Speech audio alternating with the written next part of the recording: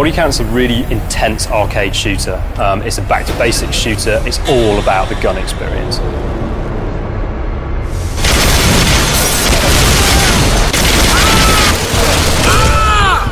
I'm Bodycount's game director. That means I'm responsible for the vision. There's a few weapons in the game. We've not focused on a massive roster. We've taken a smaller list of weapons that we liked and we've polished the hell out of them. I'm the principal weapon designer at Bodycount. Basically anything that lends itself to the presentation of the guns in the games I've had a hand on. Firing a weapon in real life is quite a visceral, dynamic experience, and we've tried to emulate that as best we can. I mean, through synchronization of things like rumble, pumping the field of view, rising the camera during the recoil, really trying to get that sense of that punch in the weapon coming through the TV, through the pad.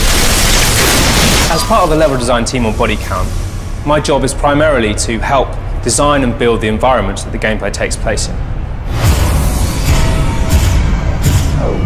For me as a designer, it's quite an important thing for the player to feel like they have a choice. And so, yeah, the weapons are big, they're very strong, pretty angry, and there's quite a lot of nuance in them. So we're really trying to get the player to understand them and, come to find their favourites.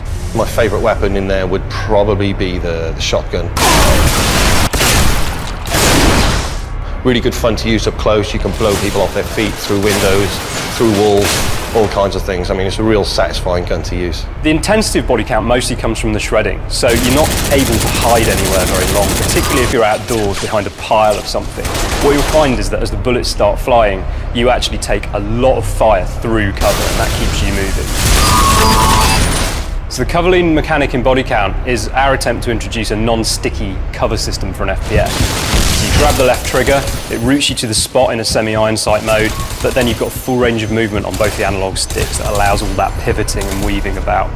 So what we're trying to do with the focus mode is bring the gun back so it's not covering the thing, but obviously the field of view widens, you go closer into the gun, the audio for the gun changes, then you can hear the internal workings of the gun a little bit more.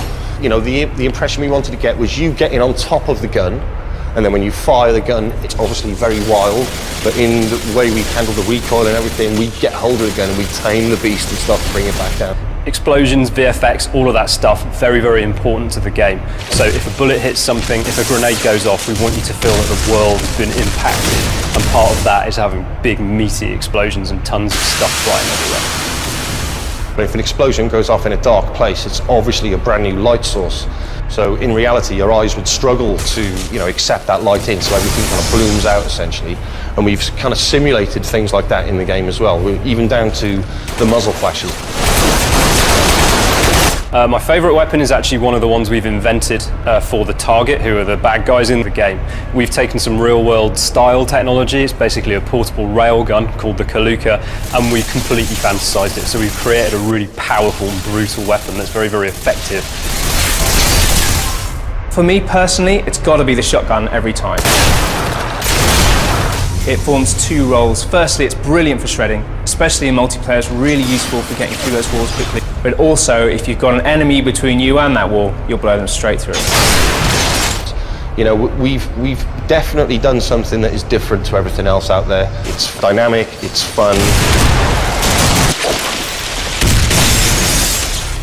FPS fans are going to enjoy Bodycount because it actually feels impactful to fire a weapon. We spent a lot of time crafting that and making it feel really, really violent. What we're trying to do is just make it all just crazy over the top.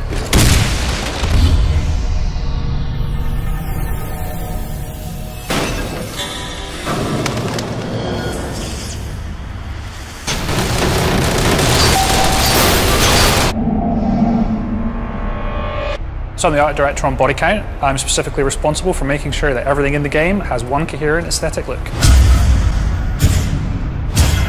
So in Bodycount, you've landed in a really, really torn up, war-torn world. It's an old world, it's a dying world. It's a very unusual way to start a game, and we drop the parachute into what's effectively a very old sort of British colonial style town. And from that point on, all of the different stages that you go through are completely different to the last one.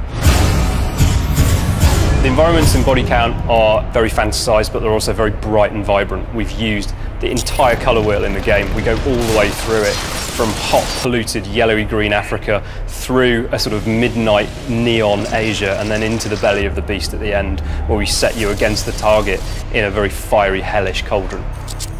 I wanted the colour to sort of match the mood.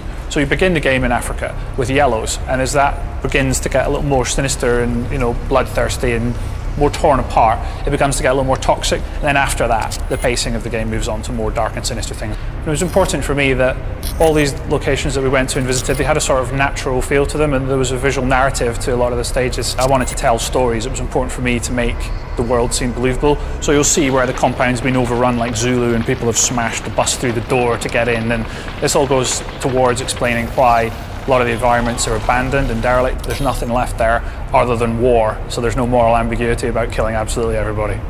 So you're a soldier fighting for an organisation known as the Network. You think that you're being sent in to fight the good fight and mop up the conflicts around the world that the governments of the world don't want to take care of themselves.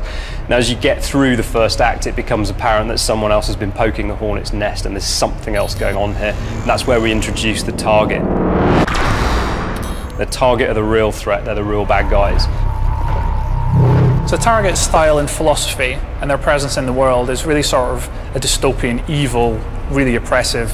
The real cue for style was just a phrase, the cutting edge, so you're always met with a sharp edge with them. So everything I started drawing began having cutting edges right down the centre of them, so the guns, everything, you're always being met with a sharp edge, like an axe being thrown at you. Really important thing for me was to make it look like the organisation had unlimited wealth and resources. So I really went for a sort of stealth by Bang & Olufsen look to things.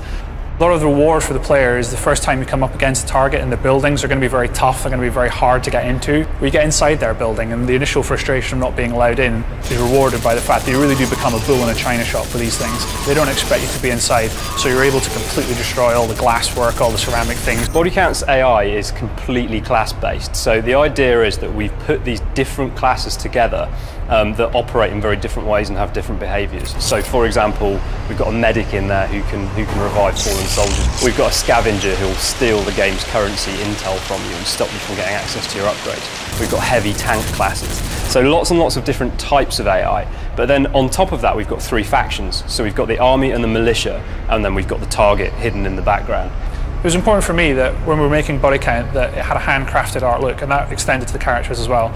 Each of the factions have their own unique sort of signature colours, and all of those characters are sort of styled and branded to be very, very different. Now, whenever these factions meet each other in the battlefield, they'll fight in a completely dynamic way, and that class-based behaviour on both sides will dictate how that battle plays out. It's different every time, and it's going to be a different experience for you each time you go in and attack that firefight. A lot of Bodycount's uniqueness comes from the way in which we've used shredding and destruction, so we're not using it for set pieces, we're actually using it in the second-to-second experience. To be able to go into a world that looks really, really nice and it's really aesthetically pleasing, and then actually start destroying that world and smashing it to pieces is just really satisfying. Even from a tiny handgun, you feel like you're really kicking the ass out of the world.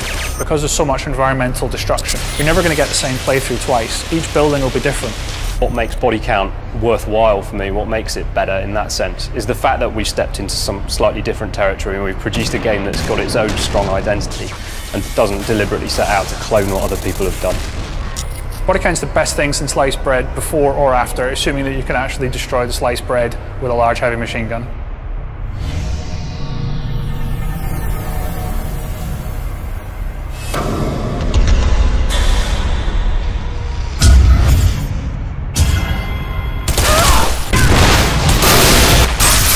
So the demo of Bodycount takes place very early in the game, and what we've gone for is a really good display of what Bodycount's capable of and what players can expect when they buy the full game. The Bodycount demo takes an early slice out of the game, which sees you going up against an African warlord, holding up in a shanty town, and lets you go in, destroy the environment, and really having fun with the core mechanics that we've got in Bodycount. When you play, you'll start out in secret in this sort of outlet flow pipe underneath a large freeway.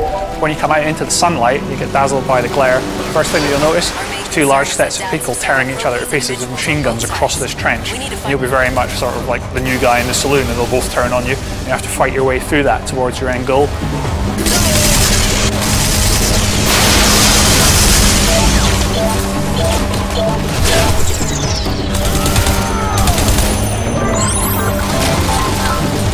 You're realised that the lean mechanic that we've got, the shooting experience, the destruction, all hang together in quite a cinematic, satisfying way when you're playing the game.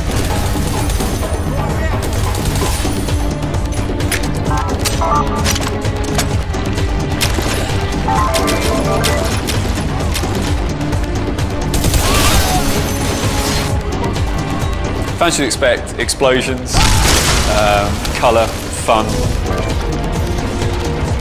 and something they've never seen before.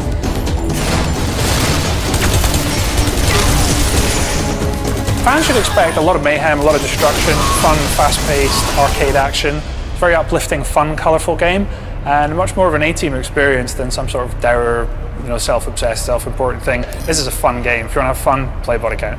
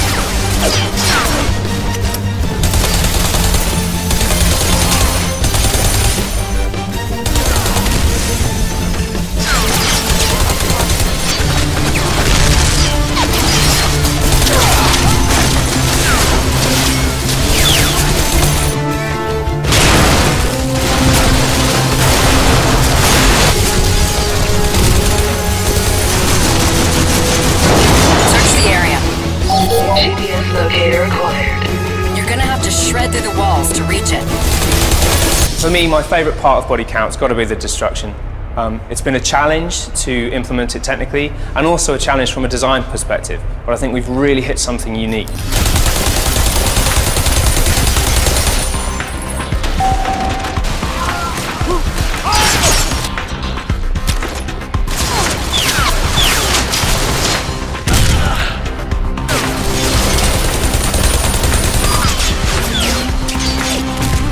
Unless you actually pick it up and play it, it's not going to be as good. You really, really need to get in there.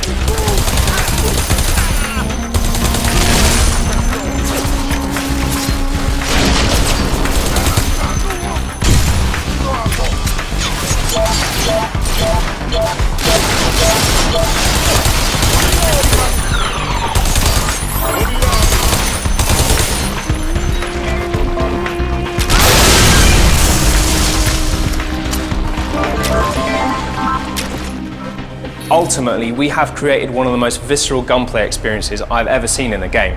And really, the only way you're going to get to grips with that is by playing it in the demo. I want to see people getting the game in their hands and actually playing it. Because it's one thing to look at somebody else shooting someone, but if you want to have the actual personal experience of it, you have to be in control of it. So everyone should download it and actually play it to see how much fun it is to go into a beautiful world and then smash it to pieces and kill everyone in there.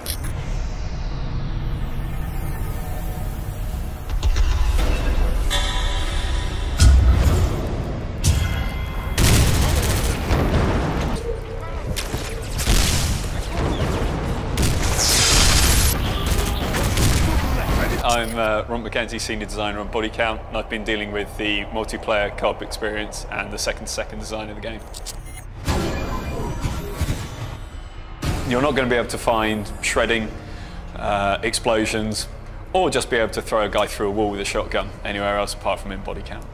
So as well as the single-player mode, Bodycount also contains multiplayer and co-op modes. The versus modes are the deathmatch, team deathmatch, which deals with player versus player.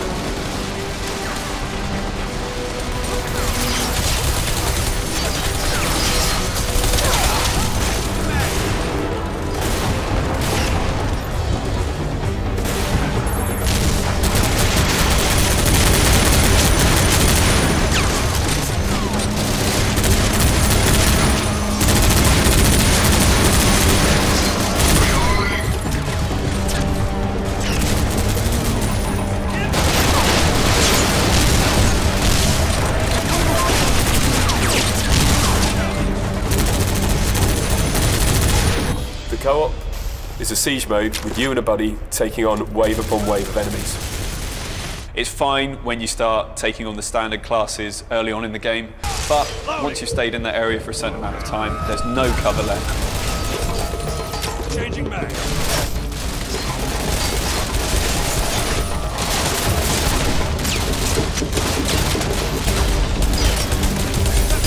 Lots of different classes coming in, wave after wave of enemies. You're really going to have to rely on your friends to get you through to the next level.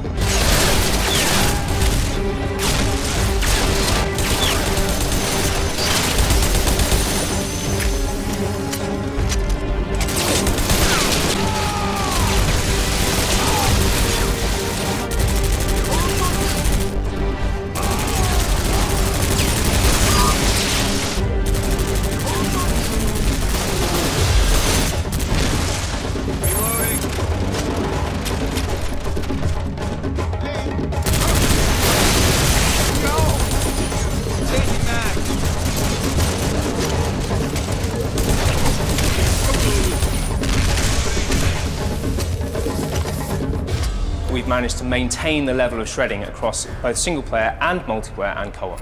Watching walls slowly get shredded apart and explosives take out whole sides of walls, it really makes you have to think about how you approach these levels and really forces team tactics.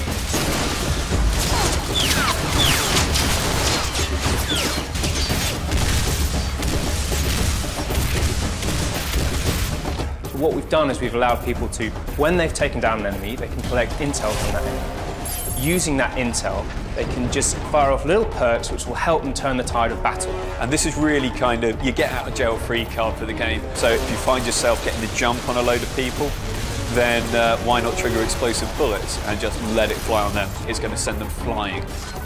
There's radar, which shows up AI in the environment for you. There's adrenaline, which gives you a short amount of invincibility. And then finally there's the airstrike, which just destroys everything around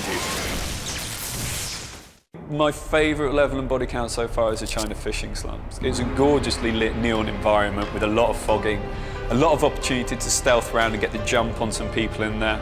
There is a stage set later in the game, in the second act of the game, that we refer to as the Old City Streets. It's a beautifully directed stage. It looks fantastic. From a design perspective, I love it because the space fluctuates. You know, it's very tight quarters, kind of shantytown type combat, moving out to really wide range stuff.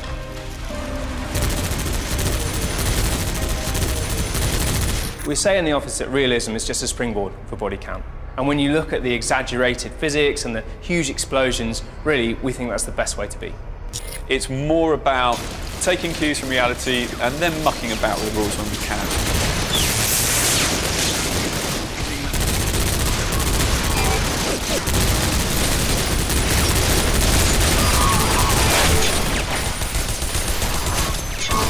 What we've achieved with Bodycount is bringing that huge, shreddable, violent, explosive experience directly into multiplayer.